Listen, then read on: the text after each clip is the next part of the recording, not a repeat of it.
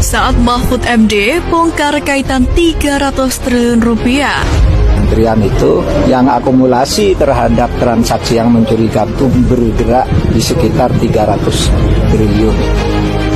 Mengenai 300 triliun terus terang saya tidak lihat dalam surat itu, nggak ada angkanya. Jadi saya nggak tahu juga 300 triliun itu dari mana angkanya. Nanti saya akan kalau kembali lagi ke Jakarta saya akan bicara lagi dengan Pak Mahfud dan juga Pak Irfan, angkanya itu dari mana. Tapi sejak tahun 2009 karena laporan tidak diupdate, tidak diberi informasi respon.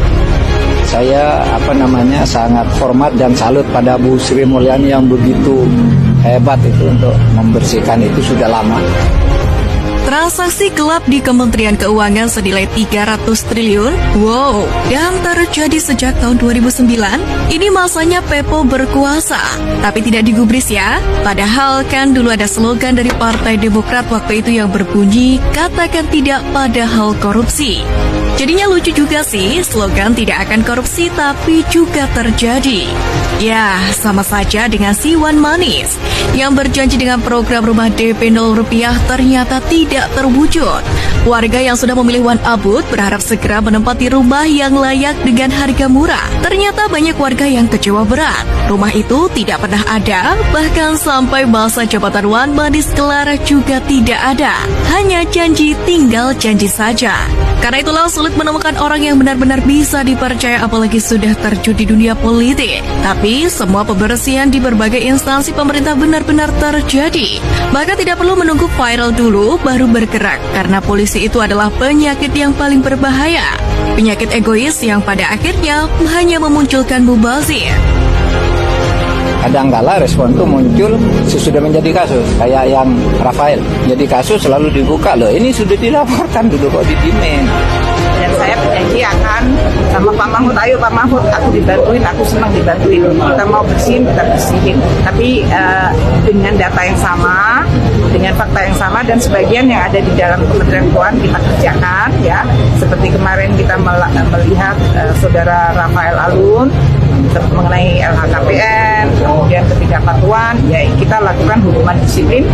Data-data yang kita miliki kita share juga dengan KPK sehingga dari sisi penegakan hukum tetap dilakukan. Misalnya ketika ada oknum pejabat tinggi di kementerian atau bea cukai yang membeli rumah super besar hasil dari uang gelap tersebut. Si pelaku ini awalnya berpikir bahwa dengan membeli rumah hasil dari uang gelap itu bisa membuatnya bahagia. Orang ini berpikir bahwa dirinya akan selalu hidup senang dan masa depannya akan aman baik-baik saja. Ia merasa sudah mendapatkan investasi harta sehingga seumur hidup tidak akan pernah melarat. Tapi ternyata hukum keadilan Tuhan pasti bekerja. Ada saja kerugian yang didapatkannya dan namanya yang dulu dinilai baik seketika berubah menjadi buruk setelah kasusnya mencuat. Siapa yang menyangka jika Rafael bakal dipanggil KPK? Selama ini dengan kekayaannya yang terdeteksi waktu itu 56,1 miliar, kini terus didalami dan akhirnya merembet ke mana-mana. Padahal pemicunya adalah dari kelakuan si anak Rafael dan temuan demi temuan pun terkuak. Ternyata masih banyak garong uang rakyat di negeri ini. Ya soal pajak ini sejak saya tahun 85 masuk BIN itu udah ada soal pajak. Makanya laporan pertama saya jadi intel itu penyelewengan pajak di salah satu perusahaan. Begitu balik ke Jakarta nggak ada tindak lanjut, saya marah-marah sama bos saya, bilang udah tugas kamu ngelapor. Coba tahun 87 itu. Tidak apa-apa, saya kira kita harus membantu Bu Sri Mulyani. Bu Sri Mulyani sedang menyelesaikan itu dan kita tidak bisa menyembunyikan apapun kepada masyarakat.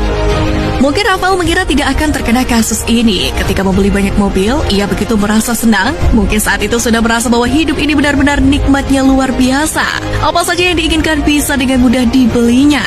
Bukan cuma itu, anak-anak dan istrinya pun ikut mendapatkan kemanjaan. Mau buka usaha apa saja, bisa dengan mudah terwujud. Tak perlu berjuang mulai dari awal atau kata slogan Pertamina mulai dari nol. Enak, tenang jika semua keinginan terpenuhi, tapi kenyataannya tidak semua keinginan orang-orang yang hartanya melimpah bisa terpenuhi. Karena keinginan itu bisa dikatakan tidak terbatas. Berbeda dengan kebutuhan jika lapar, lalu tersedia makanan yang cukup. Maka kebutuhan makan sudah terpenuhi dan seharusnya sudah bersyukur. bersyukur. Temuan transaksi gelap 300 triliun rupiah itu memang membagongkan, seperti tidak ada kapok-kapoknya. Apakah orang-orang yang sudah korupsi itu masih akan tetap hidup enak, atau bahkan masih aman-aman saja? Hanya heboh di berita saja ya. Sehingga dengan fakta ini, banyak yang berlomba-lomba korupsi, toh kalau tertangkap bisa diatur. Mulai dari oknum hakim hingga semua jajarannya, bahkan juga